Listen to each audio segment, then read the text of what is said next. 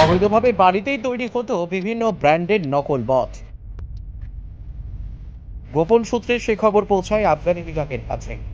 বৃহস্পতিবার রাতে আলিপুরদুয়ার জেলার কুমারগ্রাম ব্লকের লস্করপাড়া এলাকার নির্দিষ্ট ওই বাড়িতে 12 ফাঁড়ির পুলিশকে সাথে নিয়ে অভিযান চালায় কুমারগ্রাম সার্কেল আবগারি। অভিযান বুঝতে পেরে বাড়ি ছেড়ে পালিয়ে যায় অভিযুক্তরা। উদ্ধার হয় প্রায় 160 লিটার নকল মদ। বিভিন্ন ব্র্যান্ডের মদও রয়েছে।